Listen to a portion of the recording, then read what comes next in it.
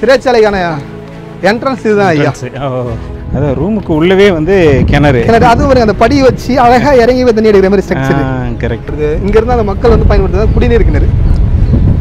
மனிதர்கள் இறங்குறதுக்கான வழி, யானைகள் இறங்குறதுக்கான வழி அங்க இருக்குங்க ஐயா. ராஜா வந்து அவருடைய அறை, அதாவது அவருடைய அறையில இருந்து கீழே வரதுக்கான பாதை, இந்த பாதை எப்படி டிசைன் பண்ணிருக்காங்க பாருங்க. கற்கரை வந்து அதுக்கான ஷேப்ல கட் பண்ணி அழகா வச்சு ஒரு ஸ்ப்ரிங் போட்ட வடிவமைப்புல இதை உருவாக்கி இருக்காங்க. செஞ்சி கோட்டையை பார்ப்பதற்காக பயணிகளாக வருகிற தமிழகத்தை சார்ந்தவர்களும் உலக நாடுகளை சார்ந்தவர்களும் சுற்றி பார்ப்பதற்கு நாட்களை எடுத்துக்கொள்ள வேண்டும் என்றால் கிட்டத்தட்ட 4 நாட்கள் தங்கி பார்க்கிற அளவிற்கு கண்கொள்ளா காட்சியாக கண்ணுக்கு விருந்தளிக்கிற பல்வேறு இடங்கள் இருக்கிறது. கிருஷ்ணகிரி கோட்டை, அதுக்கடுத்து ராஜகிரி கோட்டை, அதுக்கடுத்து சந்திரராயன் துர்க்கம், சந்திரராயன் துர்க்கத்தினுடைய மலையடிவாரத்தில் வெங்கட்டரமணர் ஆலயம், அதற்கு அடுத்து பட்டாபிராமர் ஆலயம், இந்த பக்கத்தில் ராஜகிரி கோட்டையினுடைய தெற்கு பகுதியில் செட்டிக்குளம், சக்கரைக்குளம், அதற்கு அடுத்து வந்து ஆஞ்சநேயர் ஆலயம், மரணக்குழி. நமக்கு வடக்கு பக்கமாக போனோம்னா மேலச்சேரியில் இருக்கிற குடைவரை கோயில், ரங்கநாதர் ஆலயம், தேசிங்கராஜன் போருக்கு புறப்படுவதற்கு முன்பு தொழுதுவிட்டு போருக்கு புறப்பட்ட அந்த சிங்கவரம் ரங்கநாதர் ஆலயம், இப்படி பல்வேறு விதமான களஞ்சியங்கள், வரலாற்று களஞ்சியங்கள் கொட்டி கிடக்கிறது. கிட்டத்தட்ட 4 நாட்கள் சுற்றி சுற்றி பார்த்தாலும் நமக்கு வெறுப்பு ஏற்படாத வகையில் கண்ணுக்கு விருந்தளிக்கிற வரலாற்று பூமியாக செஞ்சு காட்சியளித்து கொண்டிருக்கிறது. வணக்கம் நண்பர்களே, இது உங்கள் வில்லேஜ் டேட்டாபேஸ். நம்ம இப்போ எங்கே இருக்கோம் அப்படின்னு பார்த்தீங்கன்னா, நம்ம வந்து வேற ஒரு வேலையை வந்து செஞ்சி வந்தோம். ஸோ செஞ்சிக்கு வந்துட்டு செஞ்சி கோட்டை போல அப்படின்னா எப்படி அப்படின்னு சொல்லிட்டு நம்ம செஞ்சி கோட்டைக்கு வந்துட்டோம். நம்மளுக்கு வந்து எக்ஸ்பிளைன் பண்ணுறதுக்கு ஒரு நண்பர் ஒருத்தர் வந்திருக்காரு. நான் வந்து சொன்னேன் இல்லையா, செஞ்சி கோட்டையை நம்மளுக்கு சுற்றி காமிக்க போகிறது யாருன்னா நம்ம செஞ்சி ட்ராவலர் அப்படின்னு சொல்லிட்டு ஒரு பேஜ் வச்சுருக்காரு, நம்ம நண்பர் தான். ஸோ அவர் தான் வந்து நம்மளுக்கு சுற்றி காமிக்க போகிறாரு. உங்கள் சைட்லேருந்து தான் நானுமே வந்து இந்த வீடியோ வந்து பார்க்க போகிறேன், உங்களோட சேர்ந்து தான் பார்க்க போகிறேன். ஏன்னா ஐயா தான் வந்து நம்மளுக்கு கிளியராக எக்ஸ்பிளைன் பண்ண போகிறாரு. ஸோ நானும் அந்த பக்கம் வந்துடுறேன். ஐயா, கோட்டை வந்து அங்கே இருக்குது, நம்ம எதுக்கு இங்கே வந்திருக்கோம் ஐயா? இப்போ செஞ்சி கோட்டையோட எல்லாருமே பண்ணுற ஒரே விஷயம் என்னன்னா, கோட்டைக்குள்ள வந்தோன்னா நேராக உள்ளார போயிடுறாங்க. இப்போ நம்ம வந்தோம்ல ஒரு வழி, அந்த வழியாக பார்த்தீங்கன்னா வந்து ஒரு சாலை அழகாக இருந்துச்சு, உள்ளார வந்துடும். செஞ்சிலேருந்து திருவண்ணாமலை போகிற தேசிய நெடுஞ்சாலை. அப்போ இந்த கோட்டை வந்து ஒரு ஆக்டிவாக இருந்துச்சுல்ல, அந்த சமயத்தில் கோட்டைக்கு வர்றதுக்கான வழி அப்படின்றது அது கிடையாது. அது வந்து 1777 அந்த 70 காலகட்டத்தில் வந்து திப்பு சுல்தான் ஆங்கிலேயர் வெற்றி பெற்றதன் பின்பு வந்து இந்த பகுதியை வந்து அவங்க ஆட்சிக்கு வந்துச்சு. அப்போ வந்து செஞ்சிலேருந்து திருவண்ணாமலை போகணும் அப்படின்றதுக்காக வந்து அந்த மதுசூரை வெட்டி வந்து உருவாக்கின வழி. அப்போ ஆக்டிவா இருந்த சமயத்தில் செஞ்சி கோட்டைக்குன்னு ஒரு வழி இருந்திருக்குல்ல, அந்த வழி தான் இப்போ நீங்க பாக்குற இந்த இடம். இதுதான் நுழைவாசலே, இதான் நுழைவாயிலே. இதை வந்து பாண்டிச்சேரி கேட் அப்படின்னு சொல்லுவாங்க. நார்மலா பார்க்கும்போது சின்ன ஒரு மண்டபம் மாதிரி இருக்கும். அந்த மண்டபத்துல நீங்க இப்போ வந்தீங்கன்னா உங்களுக்கு நிறைய இன்ட்ரெஸ்டிங்கான விஷயம்லாம் சொல்றேன். நீங்க கேட்கும் போது அவ்வளோ ஆச்சரியப்படுங்க, இப்படி இருந்திருக்குமோ அப்படின்னு சொல்லிட்டு. ஏன்னா இப்போ நம்ம வந்து ஒரு டூரிஸ்டா வரோம், ஆனா அந்த காலகட்டத்தில் இந்த கோட்டைக்கு எப்படி வந்திருப்பாங்க, ஒரு எதிரியா வந்திருப்பாங்க, படையெடுத்து வந்திருப்பாங்க. அவங்க வந்து கோட்டைக்குள்ளார எளிமையா வரக்கூடாது அப்படின்றதால நிறைய பாதுகாப்பு அம்சங்கள் வந்து இந்த கோட்டைக்குள்ளார அப்பயே வந்து இங்க ஆட்சி செஞ்சு உருவாக்கி வச்சிருக்காங்க. இப்போ வந்து இந்த கேட் வந்து மூடி வச்சிருக்காங்க சில காரணங்களால.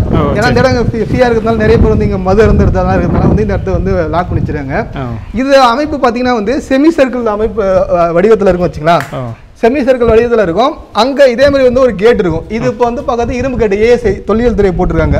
அதுக்கு முன்னாடி ஒரு மரத்தால ஒரு பெரிய ஒரு கதவு இருந்திருக்கும். நீங்க படங்கள்லாம் பார்த்துருப்பீங்கல்ல, ஒரு பெரிய கதவு இருந்திருக்கும். அதை வந்து போர் எடுத்து வரவங்க என்ன பண்ணுவாங்க, பெரிய பனை மரத்தை வந்து இடிப்பாங்க பாருங்க. அப்படி அந்த கேட்டை இடிக்கும் போது இது உடையும். இதை உடையக்கூடாதுன்றது என்ன பண்ணிருக்காங்க பாத்தீங்கன்னா, இந்த பக்கத்தை பாத்தீங்கன்னா ஒரு பெரிய ஆழமான பள்ளம் இருக்குல்ல, இது வந்து ஒரு பெரிய கட்டை இருக்கும். இந்த சைஸ்ல ஒரு பெரிய கட்டை இருக்கும். அந்த கட்டையை வந்து இழுவை தாப்பல் அப்படின்னு சொல்லுவோம். இந்த படத்துல சொல்லுவாங்க பாருங்க, இவ்வளவு பெரிய கப்பலை வந்து இந்த ஆங்கர் தான் தாக்குது அப்படின்ட்டு. இவ்வளவு பிரம்மாண்டமான கோட்டை, இந்த கோட்டையை பத்தி நான் உங்களுக்கு சொல்றேன். மேல போயிட்டு இவ்வளவு பிரம்மாண்டமான கோட்டையை இந்த இழுவை தாப்பால் தான் தாங்குது. இந்த இழுவை தாப்பால் உடையுது அப்படின்னா கோட்டைக்குள்ளார வீரர்கள் வந்துட்டாங்க அப்படின்னு அர்த்தம். அப்ப அந்த கப்பல் ஆங்கர் தாங்குற இந்த பெரிய கோட்டையை இந்த இழுவை தாப்பால் தான் தாங்குது. அதே மாதிரி இந்த ஸ்ட்ரக்சரும் பாத்தீங்கன்னா அந்த படையெடுத்து வர வீரர்களை வந்து குழப்பற வகைகள் தான் இருக்கும். இப்ப வந்து இந்த ஃபர்ஸ்ட் டோரை உடைச்சிட்டாங்க, உள்ளார வராங்க அப்படின்னு அவங்க பாக்குற விஷயம் என்னன்னா செமி சர்க்கிள் இருக்கும். வழி லெஃப்டா ரைட்டா அப்படின்னு அவங்க கன்ஃபியூஸ் ஆகி நிக்கணும். இப்போ இதுல கூட மேல பாத்தீங்கன்னா ஒரு மண்டபம் இருக்கா, மண்டபத்து மேல பாத்தீங்கன்னா சந்து இருக்கு பாத்தீங்களா, அது வந்து என்னன்னு சொல்லுவாங்கன்னா சிறைச்சாலை அப்படின்னு சொல்லுவாங்க. சிறைச்சாலையோட என்ட்ரன்ஸ் உங்களுக்கு காட்டுறேன். சிறைச்சாலை அப்படின்னா நம்ம என்ன ஒரு அறை இருக்கும், ஒரு ஜன்னல் இருக்கும், ஒரு பெட் இருக்கும், மாதிரி ஏதாவது பார்த்து அசியூம் பண்ணிருப்போம்ல. இது ரொம்ப கொடூரமான ஒரு சிறைச்சாலை. வெறும் 3 அடி தான் உயரமே, அகலமும் 3 அடி தான். நிக்க முடியாது, உள்ள நிக்க முடியாது, குனிஞ்சிட்டு இருக்கணும், உட்காந்துட்டு இருக்கணும். அதை வந்து உள்ளூர் மக்கள் நாங்க வந்து அடிமை பெண் சிறைச்சாலை அப்படின்னு சொல்லுவோம். எம்ஜிஆர் அந்த படத்துல எப்படி இருப்பார்ல, அதனால அப்படி சொல்லுவாங்க. இப்ப நம்ம இந்த விஷயத்த வந்து நம்ம ஏதோ ஒரு வாய்மொழி கதையா இல்லாட்டி வந்து நமக்கு தெரிஞ்ச விஷயத்தை சொல்ல, இந்திய தொல்லியல் துறையே அந்த சிறைச்சாலை, அந்த இடத்த வந்து சிறைச்சாலை அப்படின்னு சொல்லி குறிப்பிட்டிருக்காங்க. அதுக்கான ஆதாரமா அவங்க போர்டு அவங்க வச்சிருக்காங்க. இது இந்த விஷயம் வச்சுக்கலாம். அதுக்கு கீழே அந்த மண்டபத்துக்கு கீழே பார்த்தீங்கன்னா, இப்போ நம்ம பயன்படுத்துகிற வீடுகள் கட்டும் போது வந்து மழை தண்ணி உள்ளார வராமல் இருக்குது, சன்சைடு மாதிரி கட்டும்ல, அதுதான் அது வந்து தமிழில் கொடுங்கை அப்படின்னுவாங்க. கொடுங்கை அழகான ஒரு தமிழ் வார்த்தை. மழை பெய்யும்போது தண்ணி வராமல் உள்ளார வராமல் இருக்கிறதுக்காக டிசைன் பண்ணி வச்சுங்களா.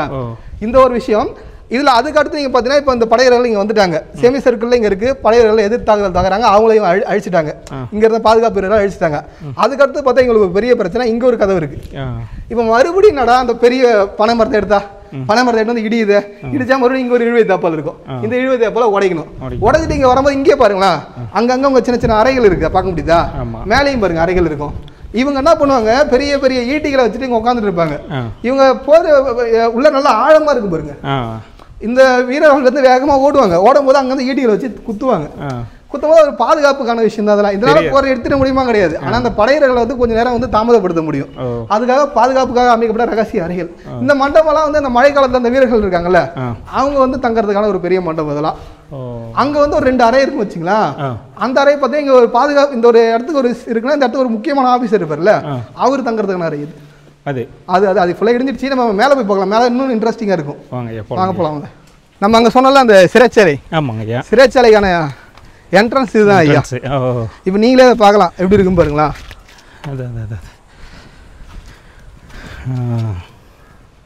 ஒரு 3 அடி அகலம், 3 அடி உயரம் தான் இருக்கும் பாருங்க. ஆமா, உட்காந்துக்கிட்டே தான் இருக்க முடியும். ஆமா ஆமா ஆமா ஆமா, வேற எதுவும் இல்லை, பண்ணவே இல்லை. அந்த அறைகள் கூட காத்தோட்டத்துக்காக அமைச்சிருக்காங்க. இந்த கேட்டும் சரி, இந்த கட்டையும் சரி, இந்திய தொழில்துறை போட்டு கொடுத்தாங்க. ஏன்னா இப்ப அந்த சிறைச்சாலை இருக்கும்போது நிறைய ஆடுகள் போயிட்டு வந்து உள்ள போய் மாட்டிக்குது, வழி தெரியாம அங்கேயே உட்காந்து இறந்துடுது. அது துர்நாற்றம் வீசுது அப்படின்னு சொல்லிட்டு தொல்லியல் துறை இப்போ ரீசெண்டாக இது போட்டாங்க, ஒரு 40-50 வருஷத்துக்கு முன்னாடி. இதை வந்து உள்ளூர் மக்கள் அடிமை பெண் சிறைச்சாலை அப்படின்னு சொல்லுவாங்க. இது மேலே வாங்க, இன்னும் நல்லா இருக்கும் வியூ. சூப்பர் ஐயா. இது ஒரு அழகான வியூ ஐயா. இது இங்க இருந்து பார்த்துல நம்ம சொன்னோம்ல, மொதல் ஒரு கேட்டு, அந்த கேட்டை உடைக்கணும். அங்கே பாருங்க, அங்கங்கே ரகசிய அறைகள் இருக்கா எதிர் தாக்குதல் பண்றதுக்கு. மர கேட் எல்லாமே இடிஞ்சிடுச்சு. ஏன் பிரிட்டிஷ் பிரெஞ்சு போர்ல இருந்து பீரங்கியை கொண்டு வந்து தாக்குறாங்க. பீரங்கிலாம் வந்து சுக்கா போயிடுச்சு. ஏஎஸ்ஐ வந்து ரெனோவேஷன் பண்ணி வச்சிருக்காங்க. இதுல பாத்தீங்கன்னா அந்த கல் பாருங்க, தனியா வெள்ளையா தெரியுது பாத்தீங்களா. அது தொல்லியல் துறை வந்து பழமை மரமா அப்படியே புதுப்பிச்சு கொடுத்தாங்க. இது 1919-20 அந்த காலகட்டத்திலே வந்து இந்திய தொழில் கிட்ட இந்த கோட்டை போயிடுச்சு. அவங்க பராமரிச்சுட்டு இருக்காங்க இது வரைக்கும் இந்த கோட்டையை. இந்த இடம் ஒரு அழகான இடம். இப்போ இங்க இருந்து பார்க்கும்போது உங்களுக்கு இந்த கோட்டையோட முதல் பாதுகாப்பு அம்சம் அது பள்ளம் தெரியுது இல்ல, அது பள்ளம் கிடையாது, ரொம்ப ஒரு ஆழமான இடம். அது உங்களுக்கு கிட்டத்தட்ட வந்து 60 அடி ஆழத்துக்கு அந்த இடம் இருக்கு. அது பேர் அகழின்னு சொல்லுவாங்க. ஒரு கோட்டையோட மிக முக்கியமான பாதுகாப்பு அம்சம் அகழி தான். அதுல நிறைய இந்த ஆபத்தான முதலைகள், பாம்புகள் எல்லாம் இருக்கும். இந்த கோட்டைக்கு எது படையெடுத்து வர அந்த வீரர்கள் சந்திக்கிற முதல் பாதுகாப்பு அம்சம் அதுதான். அது தண்ணியை வந்து அதுல இன்னும் நம்ம இன்னும் டீப்பா பார்த்தீங்கன்னா அந்த தண்ணி வந்து ஃபுல்லா இருக்கணும். மழை காலத்துல தண்ணி ஃபுல்லா இருக்கும். இப்ப வெயில் காலம், வெயில் காலத்துல தண்ணி டிராப் ஆகும். டிராப் ஆகாம இருக்கிறதுக்காகவே வந்து 2 குளங்கள் உள்ள வெட்டி வச்சிருக்காங்க. அந்த குளத்துல வந்து தண்ணியை கொண்டு வரதுக்கு குமிழி தூம்பு அமைப்பு ஏற்படுத்திருக்காங்க. அதுக்கு தனியாக ஒரு வாய்க்கால் இருக்கு. வாய்க்காலுக்கு கற்களை வச்சு ஒரு பாதை அமைச்சிருக்காங்க. அந்த தண்ணி இங்க எடுத்து வரதுக்கு. தண்ணி குறைய குறைய குறைய அந்த தண்ணி அங்க வந்து எடுத்து வந்துட்டே இருப்பாங்க. குளத்துல இருந்து வரும். அது செம்ம டிசைன் ஐயாது. நீங்க நார்மலா பார்க்கறதுக்கு நிறைய இதுல வித்தியாசம் இருக்கு. இந்த மதுசோரியா பாத்தீங்கன்னா கிட்டத்தட்ட 60 அடி உயரம் இருக்கும். இது எகிற முடியாது. இதுல 40 அடி அகலம். அது உங்களுக்கு கிட்டத்தட்ட இந்த கோட்டையோட அமைப்பு உங்களுக்கு நான் சொல்லணும் அப்படின்னா, செஞ்சி கோட்டை அப்படின்றது ஒரு நார்மலான ஒரு சிங்கிள் கோட்டையே கிடையாது. இது ஒரு 3 கோட்டைகள். இந்த 3 மலைகளை வந்து மதுசூரை வச்சு இணைச்சி இந்த கோட்டையை உருவாக்கிருக்காங்க. மதுசூரோட நீளம் மட்டுமே 13 கிலோமீட்டர். உலக கோட்டையோட பரப்பளவு பார்த்தீங்கன்னா 7 to 8 சதுர கிலோமீட்டர். 7 to 8 சதுர கிலோமீட்டர். நீங்க இந்த கோட்டையிலிருந்து ஒவ்வொரு இடத்துக்கு டிராவல் பண்றதுக்கு பைக்கோ கார்ல டிராவல் பண்ணணும். அந்த அளவுக்கு பிரம்மாண்டமான ஒரு கோட்டை. இந்த கோட்டையை நீங்க ஒரு நாளாக சுத்தி பார்க்க முடியாது. ஒரு வாரத்துக்கு மேல உங்களுக்கு ஆகும். இன்னைக்கு நம்ம இதை வந்து பார்க்க 2 மணி நேரம் ஆயிடும். இதை பார்த்துட்டு நீங்க கோட்டை ராஜகிரி கோட்டை மேல ஏறிட்டு வரதுக்காட்டியும் உங்களுக்கு போதும். ராஜா கோட்டைன்றது ராஜகிரி கோட்டை, கிருஷ்ணகிரி கோட்டை வந்து ராணி கோட்டை. இந்த பக்கத்துல ஒண்ணு இருக்கு பாருங்க, இது வந்து சந்திரகிரி கோட்டை. இது வந்து இந்த சந்திரகிரி அப்படின்னுவாங்க. இந்த கோட்டைக்கான ஆயுதங்கள்லாம் வந்து இந்த இடத்துல தான் செஞ்சிருக்காங்க. தோல் சார்ந்த பொருட்கள்லாம் இந்த இடத்துல செஞ்சிருக்காங்க. அது ஒரு ஃபேக்டரினே கூட வச்சுக்கலாம். 13 கிலோமீட்டருக்கு மதுசூர். இந்த மதுசூர் வந்து இந்தியாவோட ஒரு சின்ன பெருஞ்சோர் அப்படின்னு சொல்லலாம்.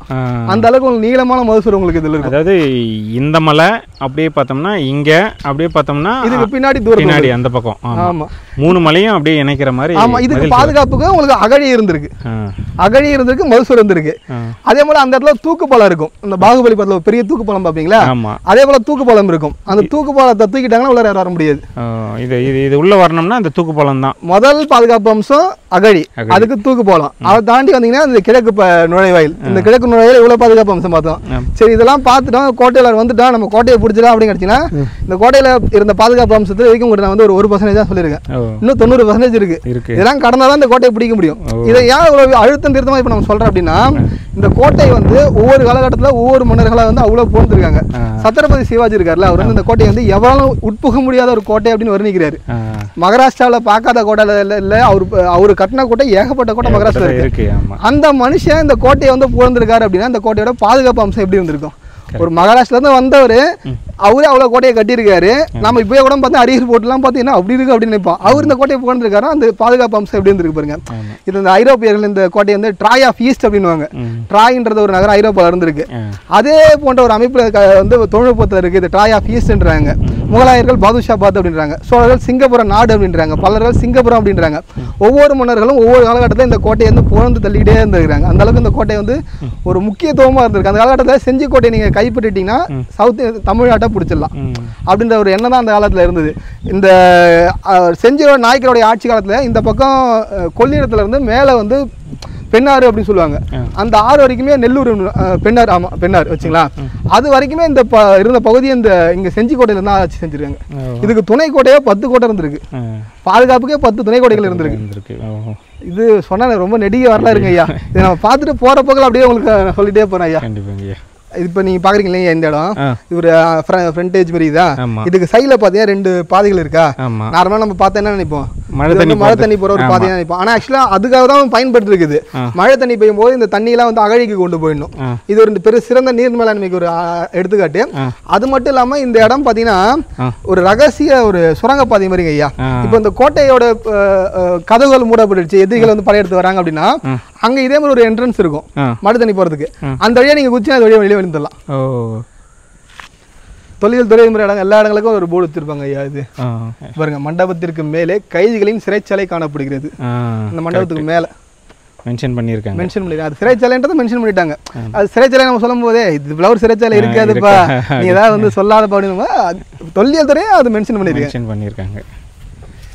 ஏன்னா இன்னைக்கு நம்ம ஒரு வரலாறு சொல்லும் போது அதுக்கான தெளிவான ஒரு விளக்கமோ இல்லாட்டி ஆதாரமோ கொடுக்கணும். அப்படி கொடுக்கல அப்படின்னா அது வந்து ஒரு என்ன சொல்றது, புனைவாயிடுது. நம்ம ஏதோ திருச்சி சொல்கிறோம், திருச்சி சொல்லிடுறோம், புனைவாயிடுது அப்படின்றது. என்ட்ரி டிக்கெட் இருக்கக்கூடிய அந்த இடம் அப்படியே என்ட்ரி எடுத்துகிட்டு வந்தோம்னா இப்போ வந்துட்டு இதான் வந்து நம்ம கோட்டையோட என்ட்ரன்ஸு. இப்போ நம்ம ஏறப்போடைய கோட்டை வந்து ராஜகிரி கோட்டை அப்படின்னு சொல்லுவாங்க. இது ராஜா கோட்டை அப்படின்னு சொல்லி உள்ளூர் மக்கள் சொல்லுவாங்க. எல்லாருக்குமே ராஜா கோட்டைன்னு சொன்னாலும் தெரியும். இது பேர் வந்து ராஜகிரி கோட்டை. கட்டப்பட்ட காலத்தில் வந்து கமலகிரி கோட்டை, ஆனந்தகிரி கோட்டை அப்படின்னு வேறு பேரில் இருந்திருக்கு. ஏன்னா ஆனந்த கோன் இந்த கோட்டையை கட்டினாருன்னும் போது அவருடைய பேரை தழுவி அந்த மலைக்கு ஆனந்தகிரி அப்படின்னு இருந்துக்குது. ஆனந்தகிரி கோட்டை அப்படின்னு இருந்துச்சு. இப்போ வந்து சுருக்கமாக ராஜா கோட்டை அப்படின்னு சொல்கிறாங்க. இப்போ நம்ம உள்ளார வந்து ஒரு பாதுகாப்பு படை. இப்போ நீங்கள் இந்த கோட்டையை பற்றி புரிஞ்சுக்கணும் அப்படின்னா நீ ஒரு டூரிஸ்ட்டாக வராதிங்க, ஒரு இந்த கோட்டை மேலே பல இடத்தோட படை வீரராக வராதிங்க. இப்போ நீங்கள் உங்கள் தாட்டுனாங்கன்னா அந்த கேட்டை நுழைஞ்சிட்டீங்க. நுழைஞ்சதுக்கப்புறம் இப்போ நம்ம கோட்டையில் வந்துட்டோம், கோட்டை எல்லாத்தையும் பிடிச்சிருவோம், எல்லாத்தையும் அடிச்சிருவோம், தங்க சுரத்தெல்லாம் எடுத்துகிட்டு போயெல்லாம் நினைப்பீங்க. ஆனால் இங்கேருந்து ஆரம்பிக்குது. இது கீழ் கோட்டைன்னு சொல்லுவாங்க. இங்கே மறுபடியும் அதே செட்டப் அகழி பாருங்க. இந்த அகழி பார்த்தீங்கன்னா வந்து இப்போ உங்களுக்கு வந்து அங்கே வந்து பார்த்தீங்கன்னா 60 அடி அகலம் 40 அடி ஆழம் இருந்துச்சா, இது 32 அடி அகலமும் ஒரு 40 அடி ஆழத்து மறுபடியும் இன்னொரு அகழி. இதுலயும் பார்த்தீங்கன்னா முதலைகள், பாம்புகள் இதெல்லாம் இதுலயும் இது இருக்கும். இங்க வந்து ஒரு டெம்பரரி பிரிட்ஜ் இருக்கும். இந்த பிரிட்ஜ் ஏன்னா போறது வரதுக்கு பயன்படுத்துவாங்க. போர் சமயத்தில் அந்த பாலத்தை டெமாலிஷன் உடச்சிடுவாங்க. அப்போ வந்து இதுவும் அகழியாக உங்களுக்கு கன்வெர்ட் ஆகிடும். அதுக்கடுத்து இங்கே வந்து பார்த்தீங்கன்னா இதுதான் வந்து கோட்டையோட என்ட்ரன்ஸு. இதில் என்ன ஒரு சுவாரஸ்யமான விஷயம், நான் இந்த கொடியை பார்க்கும் போதெல்லாம் வந்து எனக்கு என்னன்னா, இந்த கோட்டை கட்டப்பட்டு 800 காலத்தில் எவ்வளோ பேரரசுகள் எவ்வளோ போர் சந்திச்சு இந்த கோட்டையை கைப்பற்றிருப்பாங்க. ஒவ்வொரு காலகட்டத்தில் இந்த கோட்டை வந்து வெவ்வேறு சாம்ராஜ்யத்தோட கொடி பறந்துருக்கும்.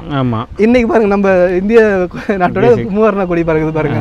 நம்ம சொன்னல இந்த கோட்டையோட அமைப்பு எப்படி இருக்குன்னு சொல்லிட்டு இந்த மேப் உங்களால பார்த்தாலே ஓரளவுக்கு புரிஞ்சிடலாம். இப்போ நம்ம இது இந்த ராஜகிரி கோட்டை, இது கிருஷ்ணகிரி கோட்டை, இது சந்தனகிரி கோட்டை. இந்த கோட்டையை மூணுத்தையும் பார்த்தீங்கன்னா மதுசூரை கொண்டு இணைச்சிருக்காங்க. இந்த மதுசூர் டிராவல் ஆகுது பார்த்தீங்களா, இதோட நீளம் பார்த்தீங்கன்னா 13 கிலோமீட்டர். நீங்க நல்லா கவனிச்சாலே தெரியும் எவ்வளவு தூரத்துக்கு டிராவல் ஆகுதுன்னு பாருங்க. இந்த இடத்துல மதுசூர் பாருங்க ரெண்டா பிரியும். இது இந்த வருதுல, இது வந்து கீழ்கோட்டை லோயர் ஃபோர்ட் பண்ணுது. இது வந்து இந்த ராஜாக்கள் இருக்கிற அந்த ஏரியா இருக்குல்ல, அதுக்கு மட்டும் தனி பாதுகாப்பு அம்சம் இது. அப்ப மறுபடியும் ரெண்டும் ஒன்னா ஆயிட்டு இது வேலூர் கேட்டு, வேலூர் நுழைவாயில் உங்க சொன்னல, அந்த வேலூர் நுழைவாயில். இப்ப இந்த ரோடு போகுது பாருங்க, செஞ்சில இருந்து திருவண்ணாமலை ரோடு. அந்த மதுசூரை உடச்சு தான் நம்ம உங்களுக்கு இந்த ரோட்டே போட்டுருக்காங்க. அப்ப அந்த காலகட்டத்தில் நம்ம ரோட்லாம் கிடையாது. இது மறுபடியும் போயிட்டு கிருஷ்ணகிரி கோட்டையில ஜாயின் ஆயிடும். இப்போ நம்ம உள்ள போறது இந்த மாதிரி தான் இருக்கும். இங்க இருக்கு பாருங்க, இங்க இருக்கும். நம்ம இது உள்ளார போனதுக்கு அப்புறம் இன்னர் பார்ட், இதுலதான் வந்து அந்த முக்கியமான தர்பார் மண்டபம், கல்யாண மஹால், யானை கோலம், உடற்பயிற்சி கூட எல்லாமே இதெல்லாம் இருக்கும். அதுக்கப்புறம் 800 அடி உயரம் கோட்டை ஏற போறோம். உள்ள போய் பார்த்துலாங்களா? அது போலாம் ஐயா. நன்றி ஐயா. உங்களுக்கு வழி எப்படி இருக்கு? ஒரு இதா ரைட் இருக்கு. இது வந்து பாம்பு வழிகள் நுழைவாயில்னு சொல்லுவாங்க. நீங்க மேல இருந்து பாத்தீங்கன்னா எஸ் மாரி இருக்கும். அதாவது வீரர்கள் வரும்போது அப்படியே வளைஞ்சு கிளஞ்சு போகணும். அவன் குழம்பி போகணும். வழி எங்க இருக்குன்னு தெரியக்கூடாதுன்ட்டு அப்படியே பாத்தீங்கன்னா எஸ் மாரி வந்து மறுபடியும் வளையும். இதெல்லாம் எதுக்கு அப்படின்னா அந்த படைவீரர்களுடைய வேகத்தை குறைக்கிறதுக்கு. இதால வந்து போரை நிறுத்தவே முடியாது, ஆனா அவங்க வேகத்தை குறைக்கலாம். அவங்க அங்கங்க பாத்தீங்கன்னா சின்ன சின்னதா வந்து தோரங்கள் பார்க்க முடியும். பார்வை குண்டுன்னு சொல்லுவாங்க, துப்பாக்கி குண்டுன்னு சொல்லுவாங்க. அந்த குண்டு வழியா வந்து இங்க இருக்க பாதுகாப்பு வீரர்கள் அவங்க தாக்குதல் பண்ணுவாங்க. அதுக்காக அமைக்கப்பட்டதுதான் வந்து இந்த அமைப்புலாம். இப்போ நம்ம கோட்டையில் வந்தோடனே முதல்ல பார்க்குற இடம் இது சிற்பக்கூடம். அது இந்த கோட்டையில் இந்த போர் சமயத்தில் சேஜை போனது போக மீதி சின்ன சின்ன ஐட்டம்ஸ் இருந்துச்சுல்ல, அதை இந்த இடத்துல வந்து வச்சுருக்காங்க. ஓஹோ. இதில் பார்த்தீங்கன்னா வந்து இந்த நாயக்கம்மனுடைய சிற்பங்கள், அந்த நடுகற்கள், சதிகற்கள் அப்படின்னு சொல்லுவாங்க, அதெல்லாம் இதில் நிறைய நடுகற்கள் இருக்கும். இது எல்லாமே வந்து இதில் இருக்க நிறைய விஷயங்கள் வந்து செஞ்சி நாயக்கர் கழகம், அதுக்கு பின்னாடி வந்து அதுக்கு முன்னாடி இந்த விஜயநகர பேரரசுடைய ஆட்சி காலத்தில் அதை சார்ந்ததாக இருக்கும். இது இந்த தோரண ஆட்சின்னு சொல்லுவாங்க. இதுலேயே நீங்கள் நார்மலாக பார்த்தீங்கன்னா அவ்வளோ விஷயம் இருக்கும். இது வந்து கஜலட்சுமி, நரசிம்மர், இதில் வந்து பார்த்தீங்கன்னா இந்த கிருஷ்ணர் வந்து இந்த பாம்புடைய விளையாடுற சிற்பம், ஆஞ்சநேயர், இதில் நார்மலாக பார்த்தா தூண், இது உள்ளார உட்காந்து நீங்கள் பார்க்கும்போது உள்ளார நிறைய இருக்கும். உங்களுக்கு நுணுக்கமாக இருக்கும்போது இதெல்லாம் வந்து அந்த இன்னும் அந்த நிறைய விஷயங்கள் உள்ளார வச்சிருக்காங்க. சிற்பங்களை செஞ்சு போன சிற்பங்கள், இங்கே பயன்படுத்த அந்த வெடிகுண்டுகள், அடுத்து வந்து பீரங்கி குண்டுகள், இது எல்லாமே உள்ளார இருக்கும் உங்களுக்கு. உள்ளார உண்மையாக சொல்லணும்னா இந்த கோட்டையை கட்டின யாரை கேட்டாலும் வந்து ஐயா இந்த கோட்டையை கட்டினாரு பார்த்தீங்களா, இந்த கோட்டையை கட்டின யாரு அப்படின்னு கேட்டால் ராஜா தேசிங் தான் சொல்லுவாங்க. ராஜா தேசிங் ஆட்சி செஞ்சது வெறும் 10 மாதம் தான். 1714 ஜனவரிலேருந்து அக்டோபர் வரைக்கும் வெறும் 10 மாதம் ஆட்சி செய்வார். அவர் தான் அந்த கோட்டையை கட்டினு சொல்லுவாங்க. அந்த கோட்டையில் அவர் வந்து பெருசாக எந்த விதமான ஒரு ஸ்ட்ரக்சருமே ஏற்பாடு பண்ணல. அவர் இந்த கோட்டையை கட்ட வந்து 12ஆம் நூற்றாண்டோட தொடக்கத்தில் 1180 ஆனந்த கோன் அப்படின்ற ஒரு மன்னர் கட்டுறாரு. அவருடைய வம்சம் கிருஷ்ண கோன், புளிய கோன் அப்படியே வருது. அதுக்கடுத்து குறும்பர் இனத்துக்கு போகுது. அதுக்கடுத்து வந்து விஜயநகர பேரரசு உள்ளார வராங்க. அப்புறம் செஞ்சி நாயக்கர் வராங்க, மராத்தியர் வராங்க, விஜயபூர் சுல்தான் வராங்க. ஏகப்பட்ட மன்னர்கள் இங்கே வந்துட்டாங்க. வெறும் 10 மாதம் ஆட்சி செஞ்ச ஒருத்தர், இந்த கோட்டையில் ஒன்றுமே செய்யாத ஒருத்தர் இந்த கோட்டையை கட்டந்து அப்படின்னு சொல்லிட்டு ஊர் மக்கள் கிட்ட எல்லாம் இருக்கு. அதுக்கான ரீசன் இருக்கு. ஏன்னா ஒரு 20 வயசு 21 வயசு ரெண்டு விதமா மாறுபடுது. ஒரு வயசு 20 வயசுல கூட வச்சுக்கலாம். 20 வயசு ஒரு இளைஞன் ஒரு 800 படைவீரர்கள் வச்சிருக்காரு. அன்னைக்கு ஆற்காடு நவாப் கிட்ட 20,000 படைவீரர்கள் இருக்காங்க, குதிரை படைவீரர்கள் இருக்காங்க.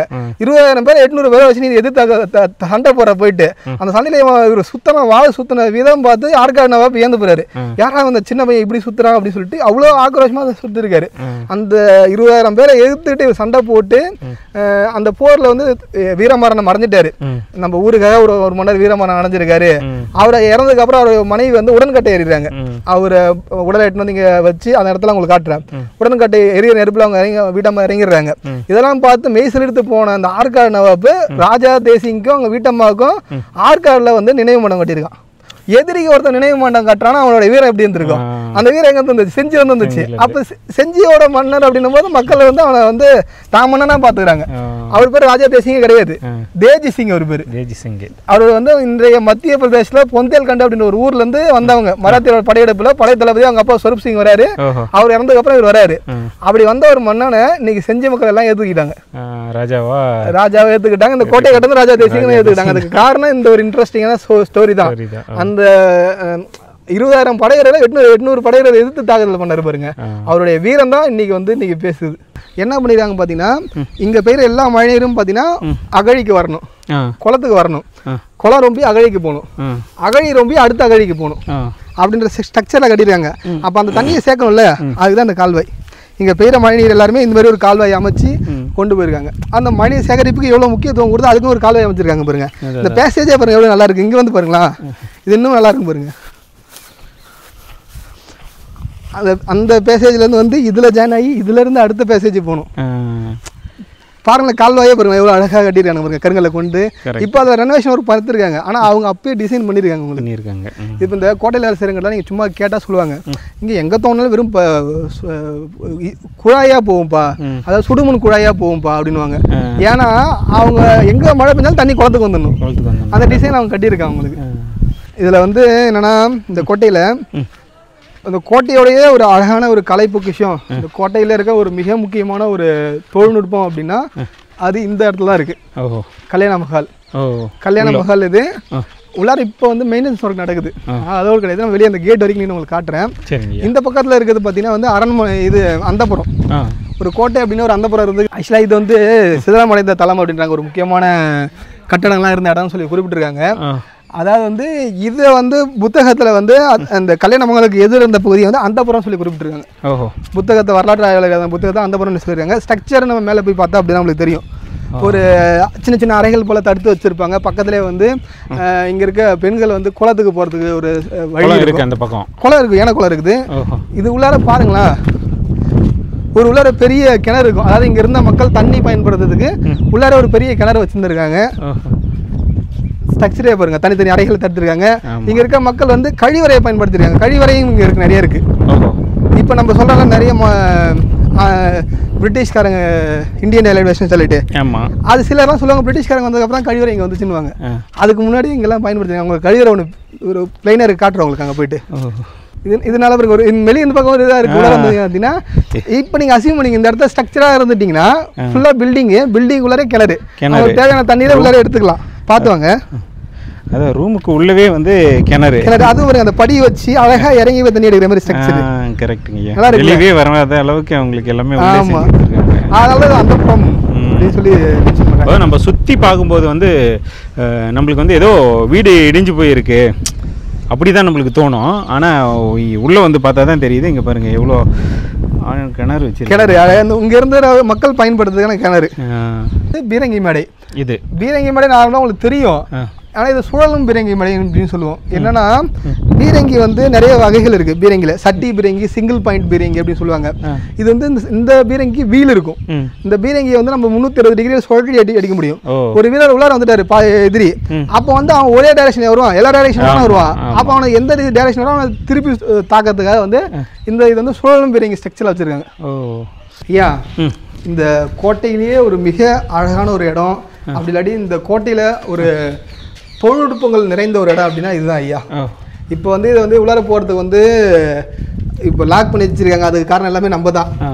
இந்த இடம் வந்து கல்யாண மகால்னு சொல்லுவாங்க. இங்கே என்ன பண்ணுவாங்க, நம்ம மக்கள்லாம் உள்ளார போயிட்டு அந்த சோர்களில் வந்து கிரிக்கிட்டு வந்துடுவாங்க. இதோ பாருங்க, அதை கிரிக்கெட் வச்சுருக்காங்க பார்த்தீங்களா.